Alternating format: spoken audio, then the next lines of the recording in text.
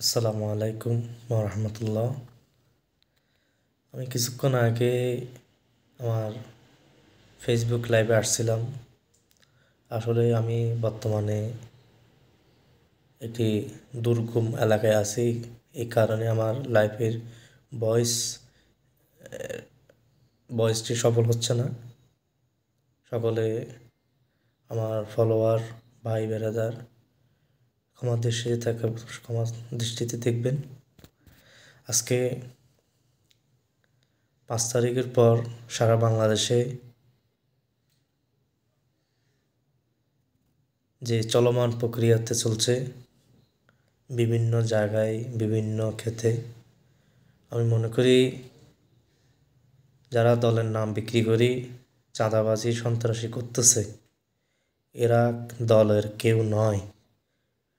আর কিছু রাজনৈতিক দলের বড় ভাইরা কিছুদিন আগে বলছে জামাত ইসলামী তাদের একটি ব্যাংকে দখল করতেছে, লুটপাট করতেছে।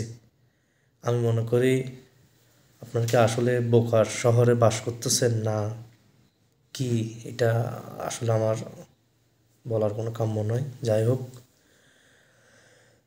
যারা জামাত ইসলামী তাদের নিজের সম্পত্তির জন্য নিজেদের ব্যাংক তাদের নিজেদের অধীনে নিয়েছে, এটা কোনো দখলবাজি করে নাই, লুটপাটও করে নাই।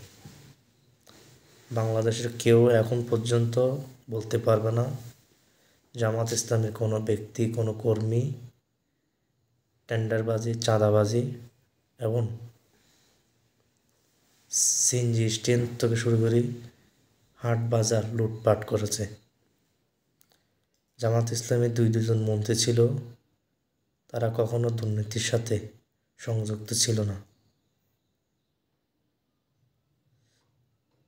আলহামদুলিল্লাহ, নতুন বছরে 2025-24 সাল আমাদের মাঝ থেকে চলে গেছে।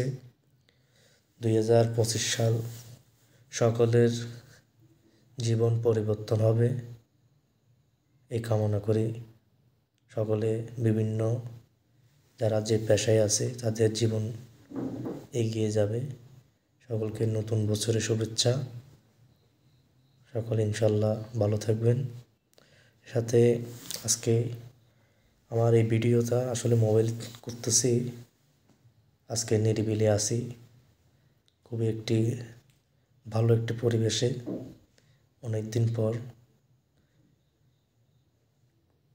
আমার আজকে এই 5 তারিখের পর সারা বাংলাদেশে যারা সাধারণ মানুষ, যারা অথবা দীর্ঘ আওয়ামী লীগ সরকারের সময় যারা অনেকে আওয়ামী লীগ না করেও দোষী হয়েছে, যারা অপরাধ না করেও অপরাধী হয়েছে,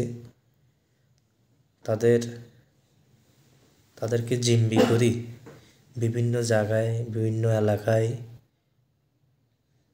ওইসব সাধারণ অসহায় ব্যক্তিদেরকে জিম্মি করি প্রশাসনের সহযোগিতায়, তাদেরকে জিম্মি করি 5 থেকে 10 লাখ টাকা। এরা কারা চাঁদাবাজি করতেছে আমরা খবর মিডিয়াতে দেখতে পাচ্ছি, এমনকি আমি নিজে অনেক কিছুতে আমি জানি, দেখছি। একমাত্র বল আল্লাহ তাআলা মালিক, আল্লাহ তাআলা তাদের বিচার করবে ইনশাল্লাহ। ক্ষমতা বেশি দিন নয়, আজকে আছে কালকে নাই। যারা অহংকারী করে, অহংকারটা একজন দেখাবে, মহান আল্লাহ তাআলা। আমি মনে করি অহংকারে দেখাবেন মহান আল্লাহ তাআলা, যিনি পৃথিবীর মালিক। আমরা তো অহংকারী দেখার মতন কোনো কিছু নয়।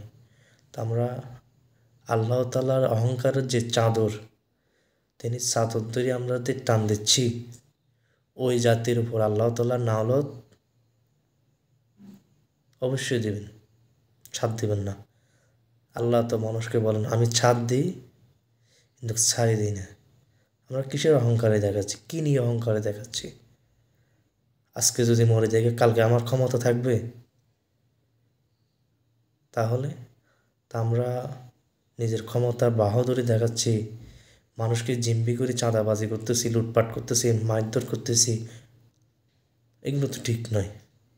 আমরা তো একজনের উম্মত, রাসূলের উম্মত, হযরত মুহাম্মদ সাল্লাল্লাহু আলাইহি ওয়াসাল্লাম।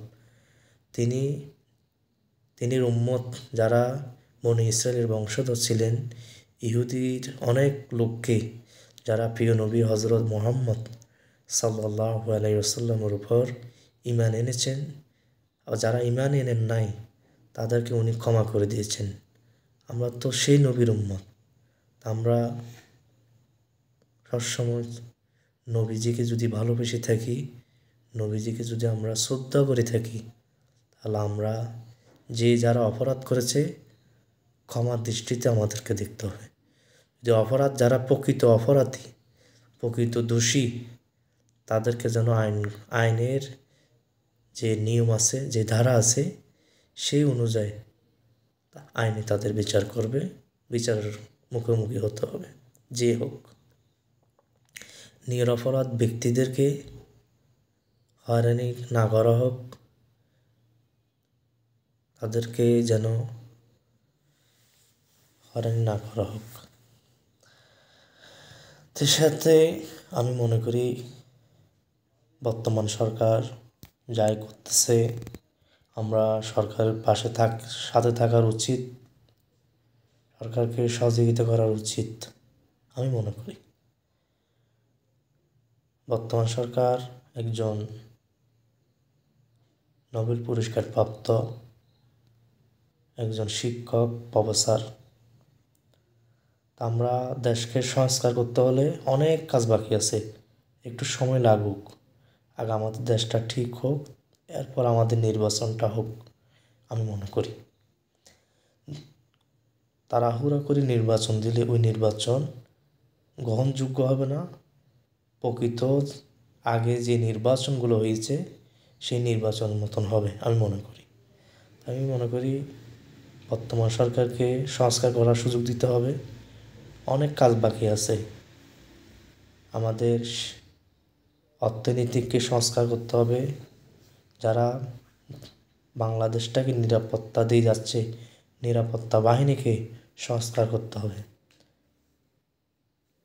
এবারে যারা বাজার সিন্ডিকেট চাঁদাবাজি করতেছে, ব্যবসার নামদারি, ব্যবসায়িক, ওইসব সিন্ডিকেটের বিরুদ্ধে অ্যাকশন নিতে হবে। অনেক কাজ বাকি আছে। সরকারি অফিস আদালত থেকে শুরু করে বিভিন্ন মন্ত্রণালয়, বিভিন্ন ক্ষেত্রে যারা আছে, বসে আছে এখনও, সব কিছুকে সংস্কার করতে হবে। আপনি ভূমি অফিস বলেন, বিআরটিসি বলেন, তারপরে রেল বলেন, বিভিন্ন সরকারি অফিস আদালত সবগুলোকে সংস্কার করতে হবে। রেল মন্ত্রণালয়, এরপর আপনি বিআরটিসি, এরপর নৌ পরিবহন, মেডিকেল, শিক্ষা, চিকিৎসা, নিরাপত্তা বাহিনী থেকে শুরু করে পুলিশ, সেনাবাহিনী, নৌবাহিনী, বিমান বাহিনী, এমনকি নিরাপত্তা বাহিনী সহ গোয়েন্দা বিভাগ সহ বিডিআর যারা যে দায়িত্বে আছে সব বাহিনীকে সংস্কার করতে হবে। কেননা কোনো বাহিনীতে ঘুষখোর যেন বসে না থাকতে পারে।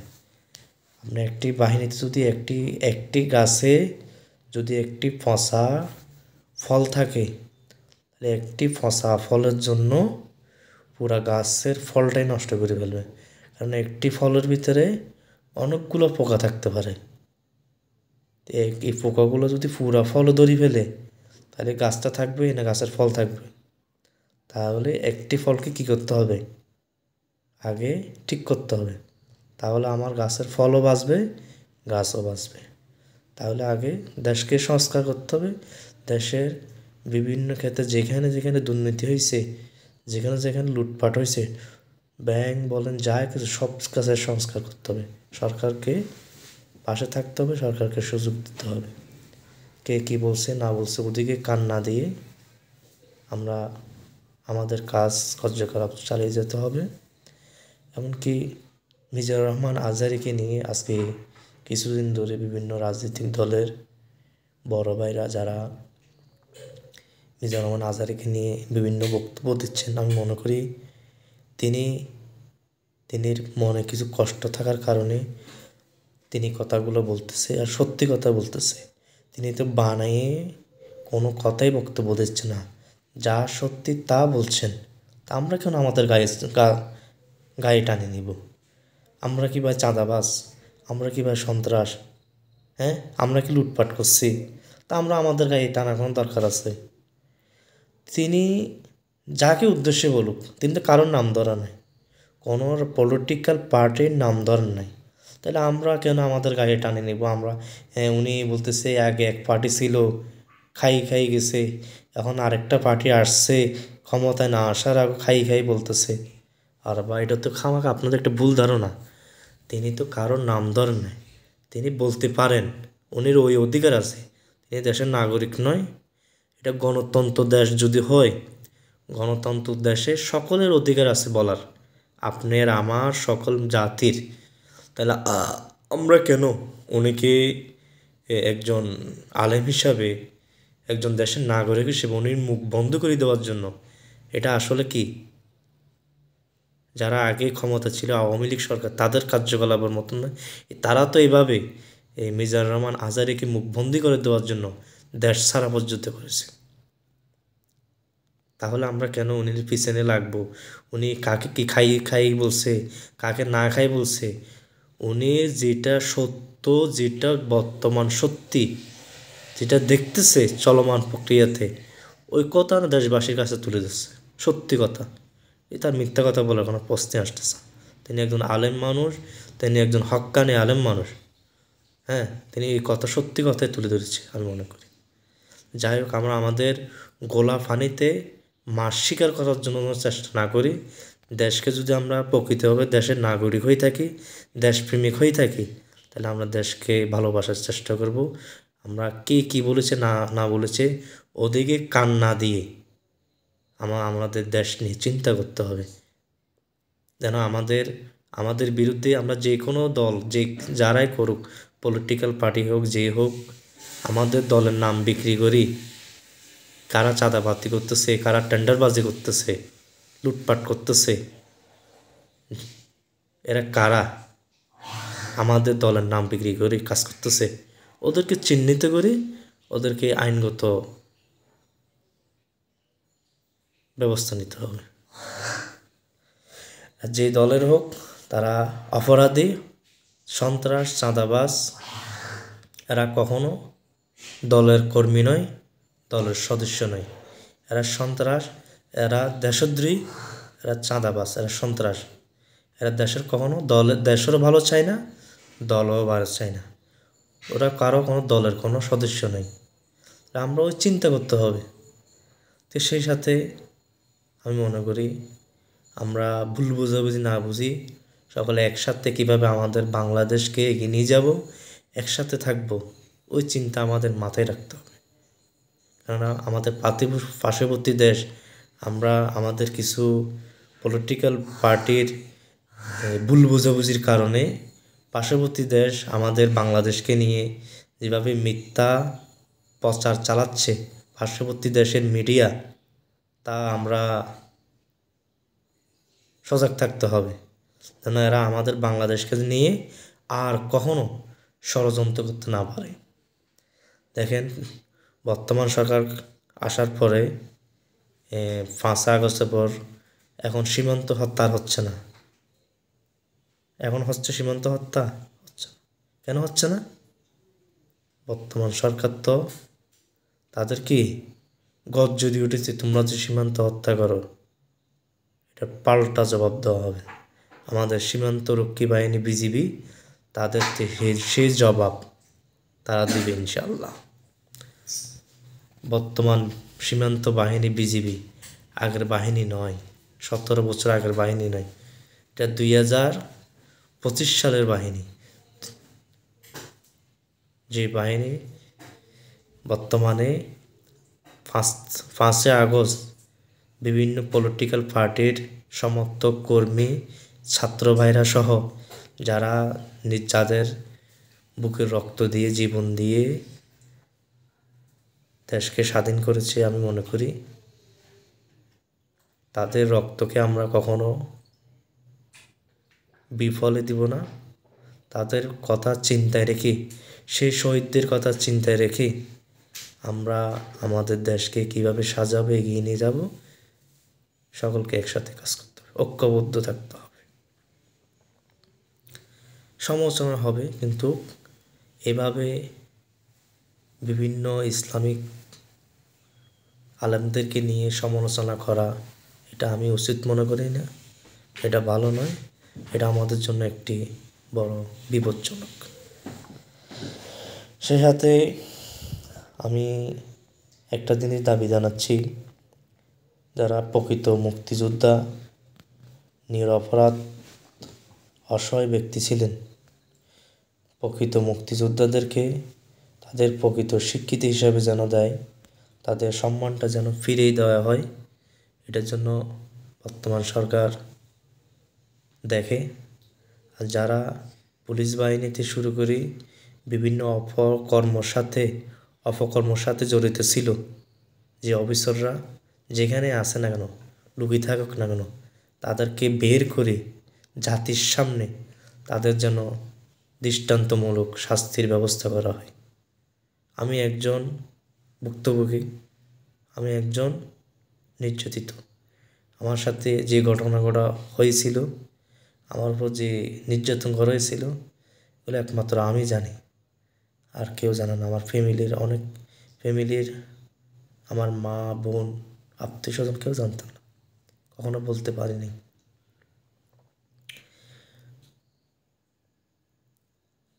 এমনকি আমি যে সময় জেলখানায় গেছিলাম, হাজতে গেছিলাম, আমার মামা মরহুম বীর মুক্তিযোদ্ধা, উনি সবসময় আমার জন্য রাস্তায় বসে থাকতেন, আমার ভাগিনা কখন আসবেন পথের দিকে তাকিয়ে থাকতেন। আমি আমার মামার আত্মার মাগফিরাত কামনা করি, আল্লাহ যেন আমার মামাকে বেহেশত নসিব করে। আমার মামা একজন প্রকৃত বীর মুক্তিযোদ্ধা ছিলেন, কিন্তু যেহেতু সরকার, তিনি ওই সময় আমারও নিজের একটু আর্থিক অবস্থা খারাপ ছিল, সহযোগিতা করতে পারিনি। আমি বেতন কম পাতাম ওই সময়, তো সামান্য বেতনে তো মানুষের নিজের ফ্যামিলি আলহামদুলিল্লাহ মোটামুটি চলতো। আত্মীয় স্বজন যারা যে পারতাম সহযোগিতা করতাম মসজিদ মাদ্রাসায়। তো এখানে ওই সময় সুযোগটা মাথায় এত কিছু ঢুকে নেই। তা আমার ওই মামা 15-16 বছর অনেক চেষ্টা করার পর অনেক কিছু টাকা খরচ ছিল, কিন্তু তিনি মুক্তিযোদ্ধার যে ভাতা, যে সম্মান, তিনি ওইটা পান নাই।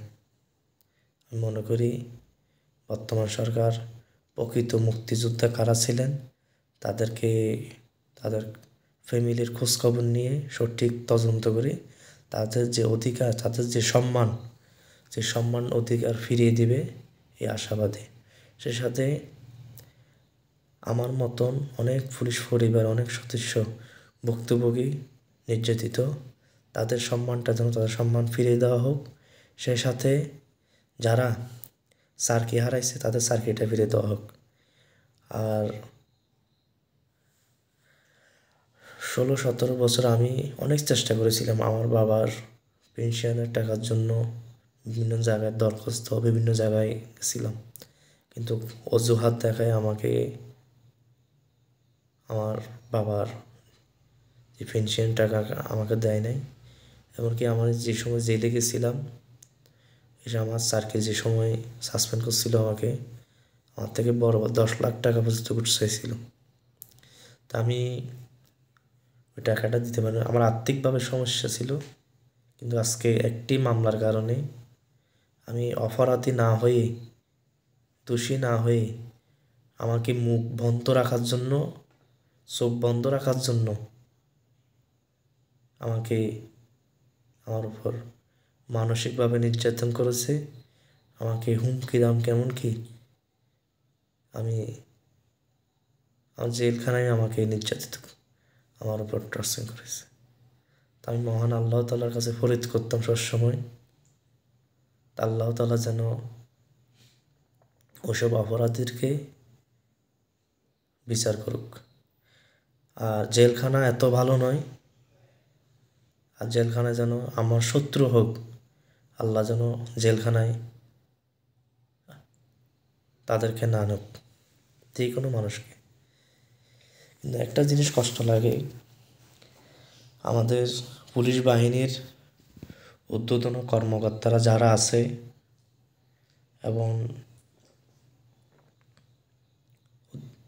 অফিসাররা আছে, তারা সবসময় যার মাথায় তেল আছে তার মাথায় সবসময় তেল দিয়ে যায়, কিন্তু যারা খেতে পান না, কষ্ট দুঃখে আছে, তাদের খোঁজ খবরটাও নেয় না। এইটা হচ্ছে আমাদের বাংলাদেশ পুলিশ বাহিনীর চরিত্র।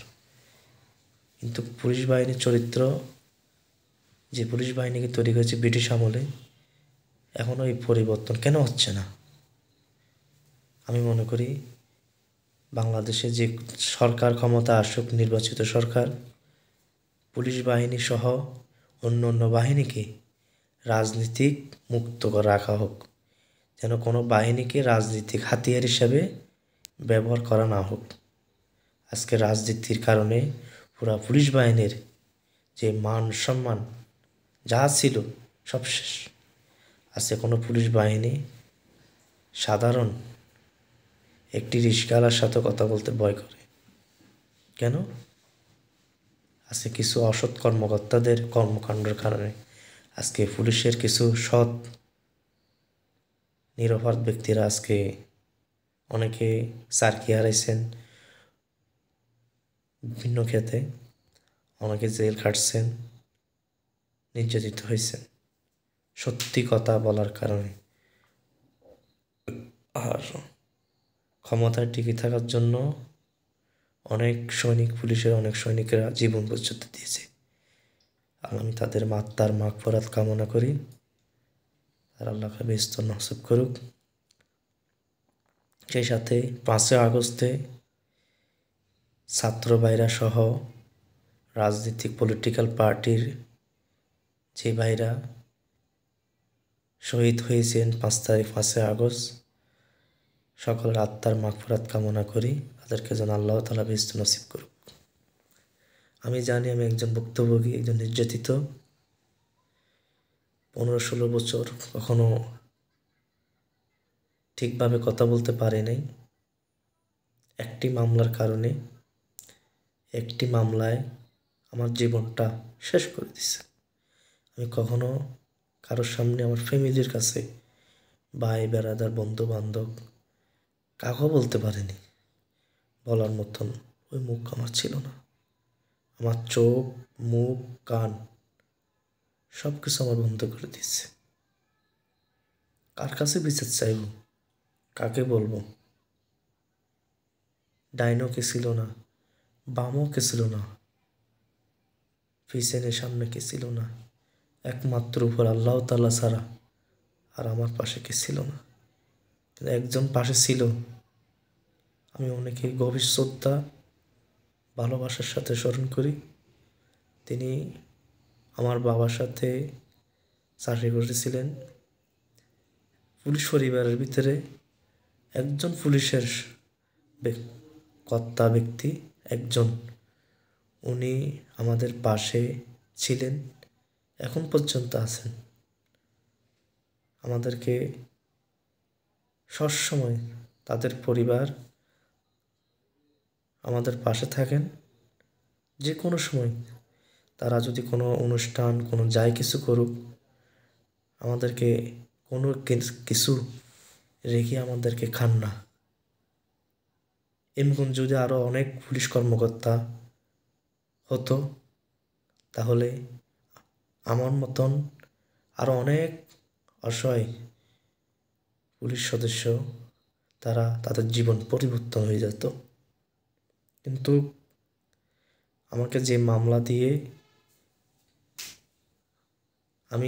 আমার একটা মাত্র ভুল ছিল, আমি 5 ওয়াক্ত নামাজ আদায় করতাম, ইসলামিক বিভিন্ন বই পড়তাম, কোনো দলের সাথে আমি সংযুক্ত ছিলাম না। আমার সাথে যে ঘটনাগুলো হয়েছিল তা আর কখনো কারোর সাথে যদি না হয়, সবসময় আল্লাহ তাআলার কাছে ফরিয়াদ করতাম।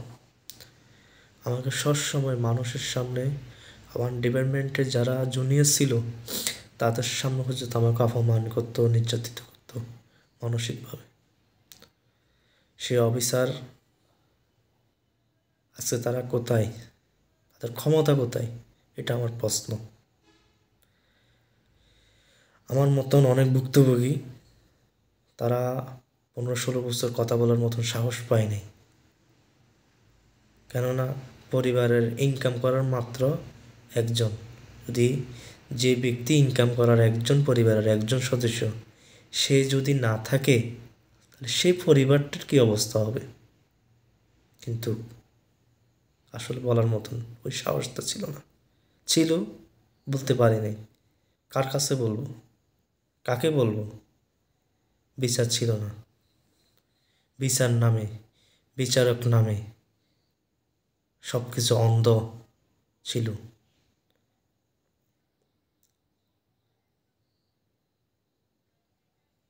বর্তমানে আমি মনে করি যারা পুলিশের দায়িত্বশীল কর্তা ব্যক্তিরা আছেন, স্বরাষ্ট্র উপদেষ্টা মহোদয়, সে সাথে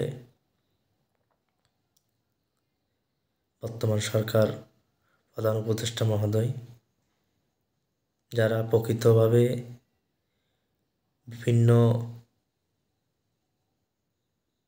কাগজপত্র সমস্যার কারণে তাদের পেনশনের অর্থ ফ্রি পায় নাই, তারা পুলিশের সদস্য কারা কোথায় কী সমস্যা আছে ওই সমস্যাগুলো দেখি তাদের একটি লিস্ট করুন, একটি তালিকা করুন, তাদের খোঁজখবর নেন।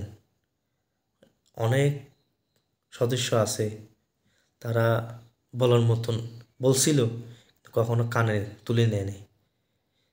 কার কাছে যাবে? যেখানে যাবে ওইখানে ঘুষ, নিজের পেনশনের টাকা ফ্রি পাওয়ার জন্য ওইখানেও ঘুষ দিতে হয়।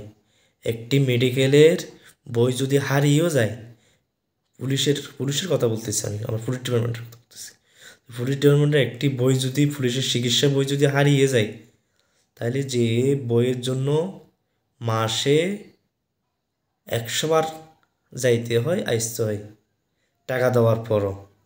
কিরে ভাই, এই পুলিশ সদস্য আপনার ভাই না? আপনার লগের ভাই না? নাকি বাইরের মানুষ? নিজের দেশের নাগরিক, আপনি কীভাবে উনি থেকে টাকা নেন?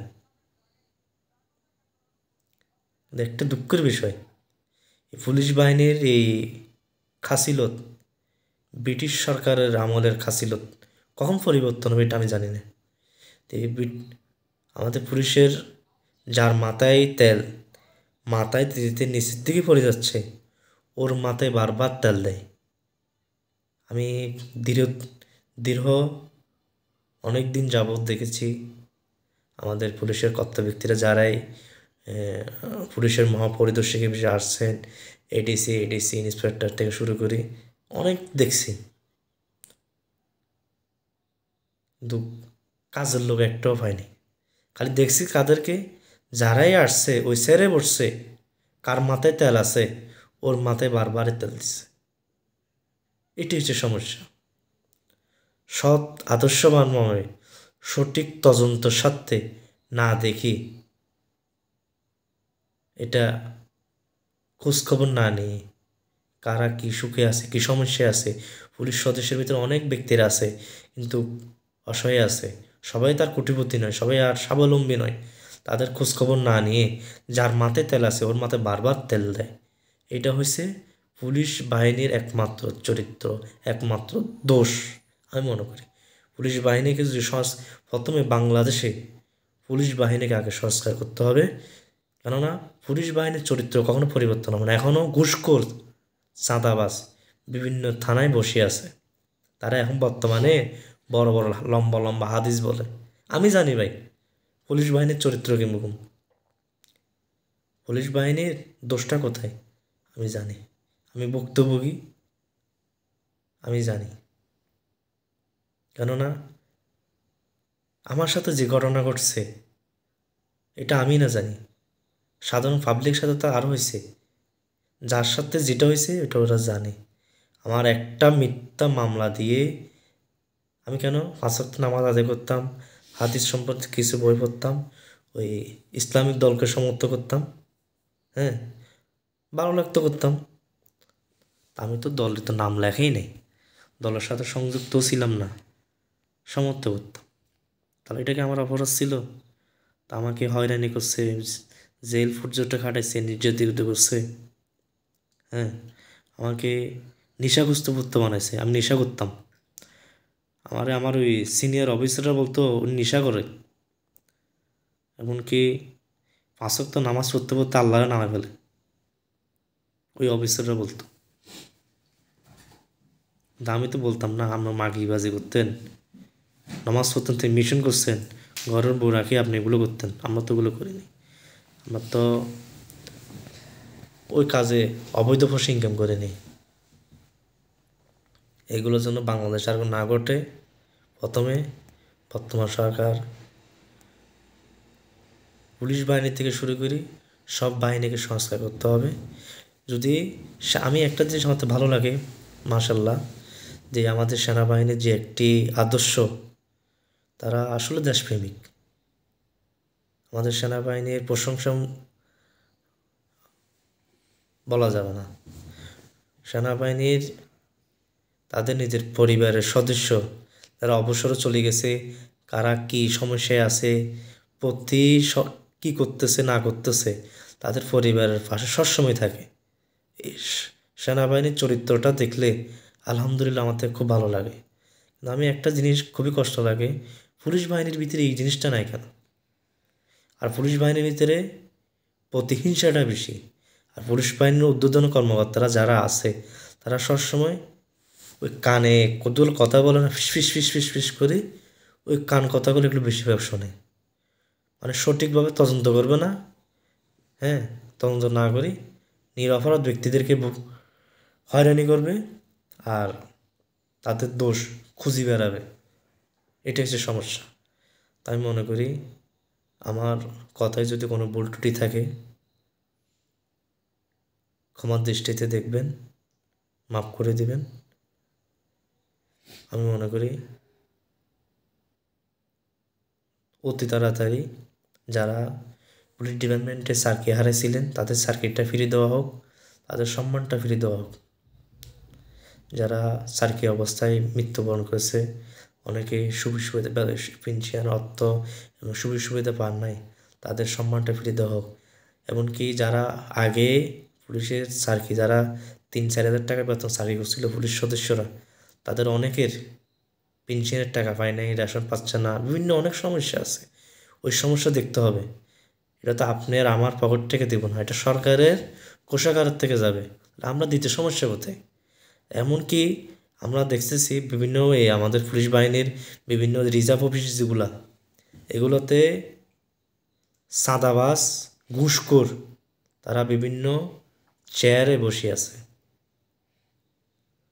যার হক তাকে বোঝা দিচ্ছে না, তাকে হয়রানি করতেছে। রেশন স্টোর থেকে শুরু করি রিজার্ভ অফিস পর্যন্ত পুলিশ ডিপার্টমেন্টে এই অবস্থা। সামান্য একটা চিকিৎসা বইয়ের জন্য গেলে কত অজুহাত, আজকে না কালকে, এই না সেই নিয়ে মামলা করেন, এই করেন সেই করেন, দুনিয়ার কথা। রেশন স্টোরে গেলে এইটার সমস্যা আছে, এই সমস্যা আছে। কী রে ভাই, সমস্যাটা কী? আসলে সমস্যা হচ্ছে কী জানেন?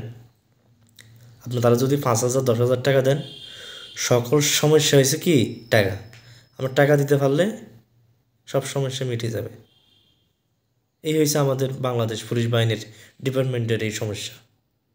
আমি মনে করি আজকে যে কথাগুলো বলতেছি অনেকের গায়ে লাগতে পারে, অনেকের গায়ে জ্বলতে পারে, লাগুক, সমস্যা নেই ভাই। আমি একজন হয়রানি, আমার উপর যে টর্চার করা হয়েছে, আমার উপর যে নির্যাতন করা হয়েছে, এটা আসলে আমি কখনো ভাষায় প্রকাশ করতে পারবো না।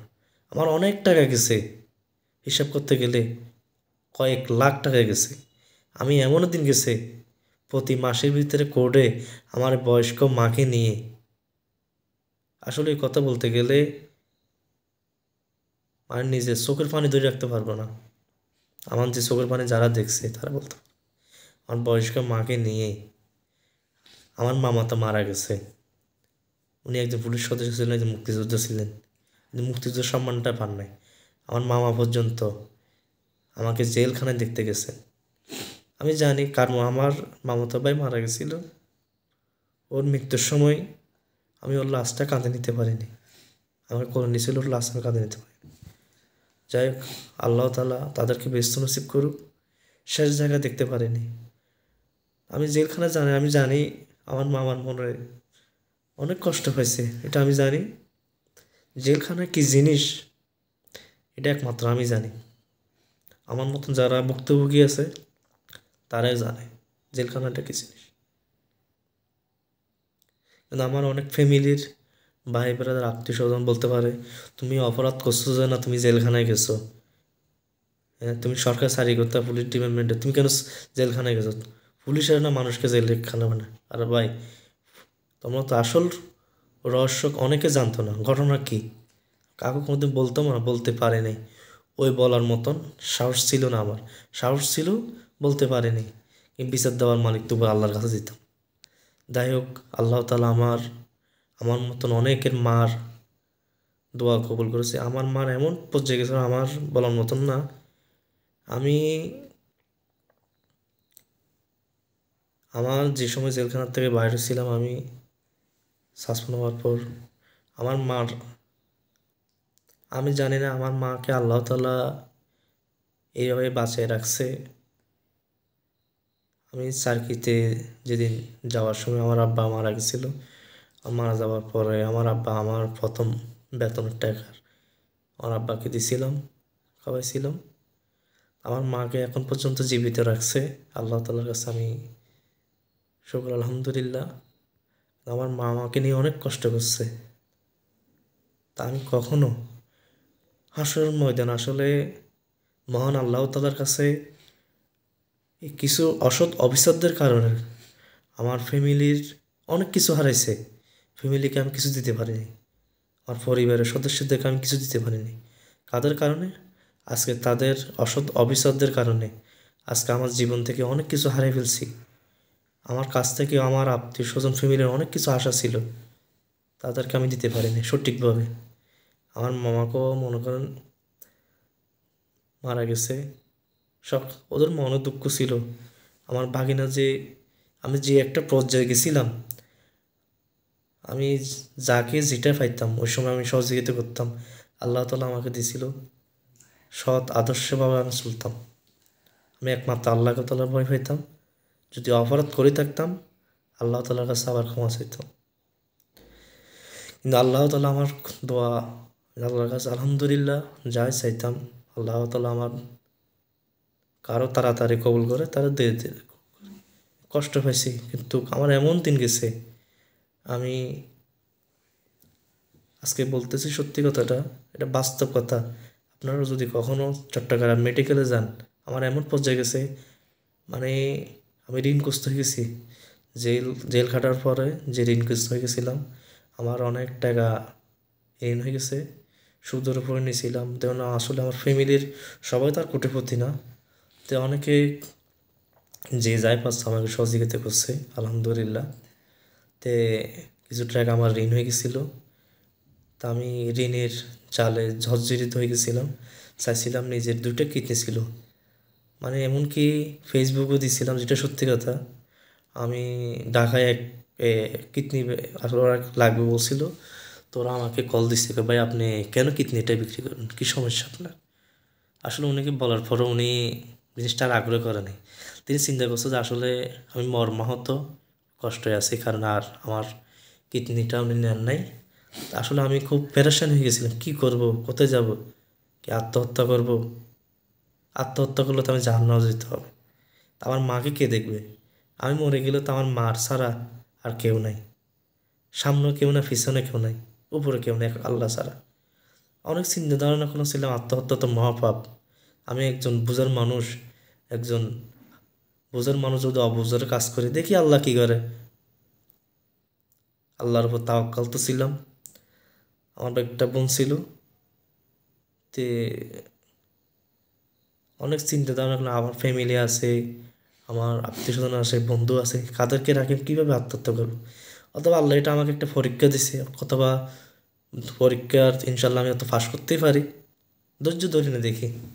এবার চট্টগ্রাম মেডিকেলে আমি আমার কিডনি বিক্রি করার জন্য যে আশেপাশে দুইটা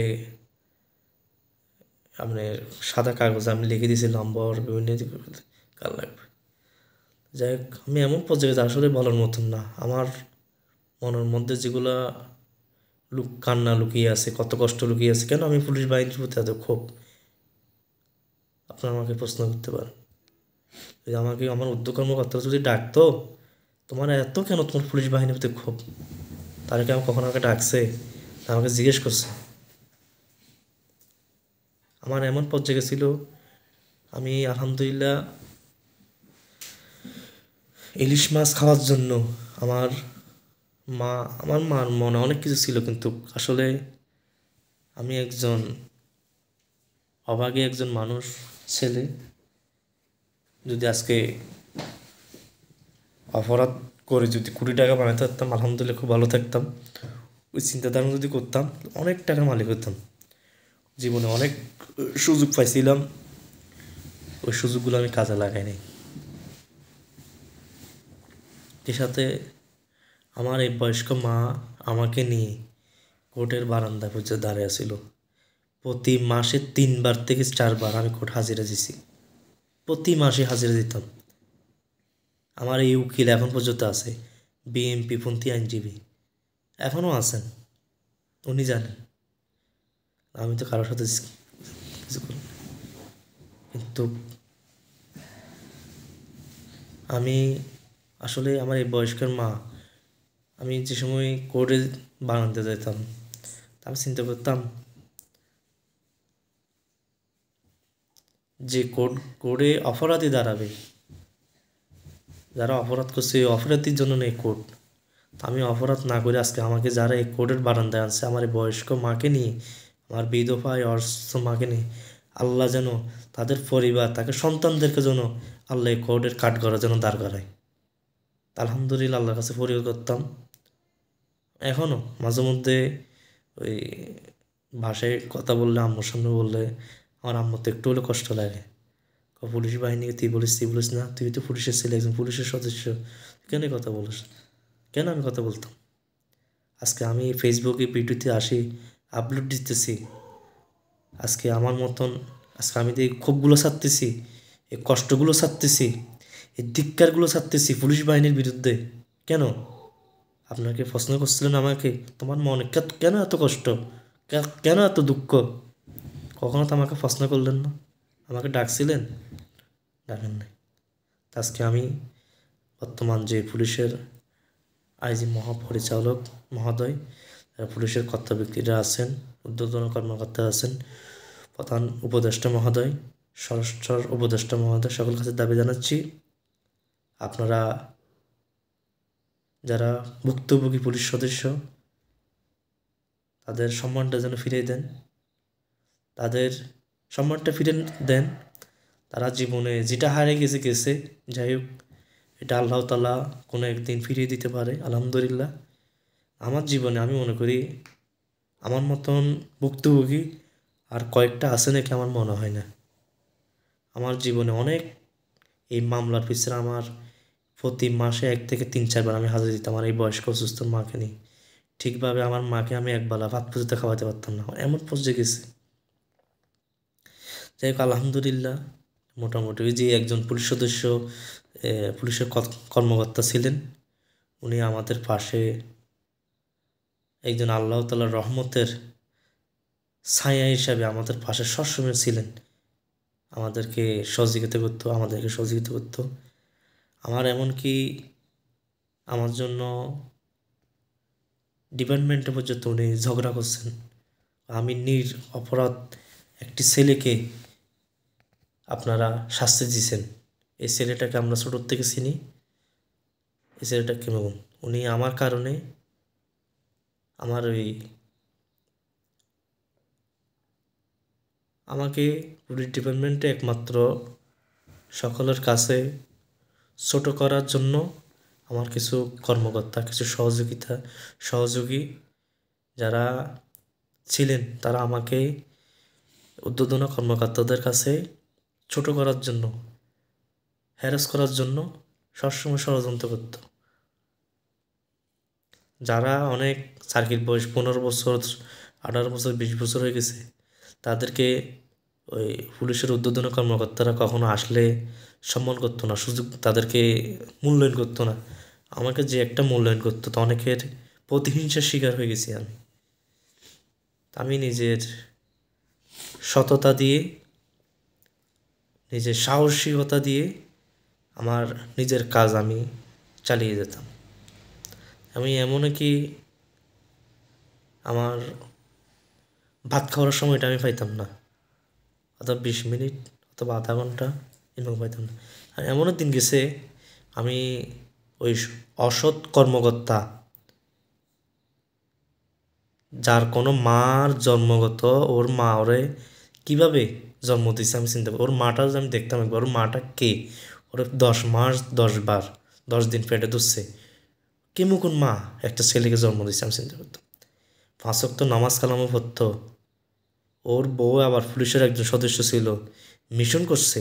কিন্তু এই লোকটার চরিত্র এত যে খারাপ ছিল তা আসলে বলার মতন না। আল্লাহ যেন তার বিচার করুক, আল্লাহ যেন তাই যেখানে যাক তার ফ্যামিলি, তার পরিবারের সন্তানদেরকেও সহ আল্লাহ হেদায়েত করুক। যদি হেদায়েত না থাকে, আল্লাহর যেন গজব যেটা আছে সেই গজব তাদের উপর পড়ুক, এই কামনা করি, আমিন। এমনকি একটা দাবি, পুলিশ বাহিনীতে অনেকে কনস্টেবল থেকে শুরু করে যারা ভুক্তভোগী হোক, যারা বর্তমান চলমান চাকরিতে আছে, কর্মতে আছে, তাদের ছোট হোক কোনো কাজকে ছোট করে দেখার উচিত নয়। সকলে আমরা ভাই ভাই, আমরা তাদের পরিবারের খোঁজখবর নেব, তাদের সমস্যা দেখব, তাদের পাশে থাকব, তাদেরকে সহযোগিতা করব। এটাই তো আমাদের ধর্ম। আমরা যদি মুসলমান হয়ে থাকি, নবীজির উম্মত হয়ে থাকি, রাসূলের স্মরণ করি, ওই স্মরণ হিসেবে আমরা আমাদের কাজ করতে হবে। এর সাথে যারা একটা জিনিস, যে সমাজ সবসময় কালো অন্ধকারে ভরেই থাকবে, ওই সমাজ কখনো পরিবর্তন হবে না, সবসময় কালো অন্ধকারে থাকবে। তো কালো সমাজকে, অন্ধকারের থেকে সমাজকে আলোতে আনতে হলে একমাত্র পৃথিবীতে আল্লাহর জমিনে আল্লাহর বিধান প্রতিষ্ঠিত করতে হবে। যদি আল্লাহর বিধান যদি প্রতিষ্ঠিত হয়, তাহলে আপনার আমার সকল মানুষের, রিক্সা চালক, ভ্যান চালক, সুপার, ঝাড়ুদার, কৃষক, গার্মেন্টস শ্রমিক থেকে সে সিএনজি চালক, বাস চালক, ট্রাক চালক, সকলের জীবন পরিবর্তন হয়ে যাবে। যেই দল করুক না কেন, বিএনপি বলেন, আওয়ামী লীগ বলেন, জাতীয় পার্টি বলেন, যে দলের পার্টি, পলিটিক্যাল পার্টি হোক, জামাত বলেন, অমুক দল বলেন, তমুক দল বলেন, সবাই এই দেশের নাগরিক। তা আমরা মনে করি যারা যে কর্ম করেছে, যে অপরাধ করেছে, সে কর্মের ফল অবশ্য পাবে। যারা অপরাধ করেছে, প্রকৃত অপরাধী, তাদের অবশ্যই বিচার হবে। যারা অপরাধ করেন নাই, দোষ করেন নাই, তাদেরকে যেন আমরা ক্ষমা দৃষ্টিতে দেখব। আমাদের প্রিয় নবী হজরত মুহাম্মদ যেভাবে উনির উপর যারা নির্যাতিত করেছেন, নিপীড়িত করে চালিয়েছেন, তিনি ক্ষমা করে দিয়েছেন। কিন্তু যারা অপরাধ করেছে প্রকৃতভাবে, তাদেরকে যেন শাস্তির ব্যবস্থা করা হোক। সেই সাথে আমরা যেন বাংলাদেশে হিন্দু, মুসলমান, বৌদ্ধ, খ্রিস্টান একসাথে বাস করতে পারি, ওইভাবে সমাজকে আমরা গড়ে তুলতে হবে। সমাজকে পরিবর্তন করতে হলে আপনি যে ধর্ম করেন না কেন, কিন্তু আপনি পৃথিবীতে আসার আগে যে মহান আল্লাহ তাআলার কাছে ওয়াদা দিয়ে আসেন, সেই ওয়াদা কাজ করতে হবে। আল্লাহর জমিনে আল্লাহর বিধান প্রতিষ্ঠিত হলে আপনি আপনার ধর্মে পালন করেন, হিন্দু হিন্দু ধর্ম পালন করবে, বৌদ্ধ বৌদ্ধ ধর্ম পালন করবে, খ্রিস্টান খ্রিস্টান ধর্ম পালন করবে, মুসলমান মুসলমান ধর্ম পালন করবে। যার যার ধর্ম সুন্দরভাবে শান্তিতে বসবাস করতে পারবে, ধর্ম যার যার ধর্ম তেতে পালন করবে। তাই একমাত্র সমাজকে পরিবর্তন করতে হলে কী করতে হবে, যে যে সৃষ্টির মালিক, যে পৃথিবীর মালিক, সেই পৃথিবীর মালিকের বিধান প্রতিষ্ঠিত করতে হবে। তাহলে আপনি আমি সবাই পরিবর্তন হয়ে যাবে ইনশাআল্লাহ। আর আমার এই ভিডিওতে কিছুক্ষণ আগে আমি যে ফেসবুক লাইভটা করেছিলাম, এটা কিছু নেটওয়ার্কের প্রবলেমের কারণে আমার ভয়েস রেকর্ডটা হয় নাই। তাতে আমি সকল কাছে আন্তরিকভাবে ক্ষমা চাচ্ছি। সকল আমাকে আন্তরিকভাবে ক্ষমা করে দিবেন। আমার এই বক্তব্য কারো যদি কোনো মনে কষ্ট দিয়ে থাকি অথবা দুঃখ দিয়ে থাকি, ক্ষমার দৃষ্টিতে দেখবেন। এমনকি আপনারা প্রিয় মাতৃভূমি বাংলাদেশকে ভালোবাসবেন। সে সাথে আমাদের রেমিটেন্স যোদ্ধা যারা আছে প্রবাসী ভাইরা, তাদেরকে যেন সম্মান দিবেন। তাদেরকে রেমিটেন্স যোদ্ধা হিসেবে তাদের জন্য একটা সম্মানের সার্টিফিকেট দেওয়া হোক, এটা বর্তমান সরকারের কাছে দাবি জানাচ্ছি। আমার বক্তব্য যদি কোনো ভুল ত্রুটি থাকলে কেউ যদি ক্ষমা দৃষ্টিতে দেখবেন, কারো মনে দুঃখ কষ্ট দিয়ে থাকি, ভুল করে আপনাদের এই ছোটো ভাইকে ক্ষমা করে দিবেন। আসসালামু আলাইকুম ওয়া রাহমাতুল্লাহ আমা ইল্লা বিল্লাহ। আসসালামু আলাইকুম ইল্লা বিল্লাহ। আসসালামু আলাইকুম ওয়া রাহমাতুল্লাহি ওয়া বারাকাতুহু।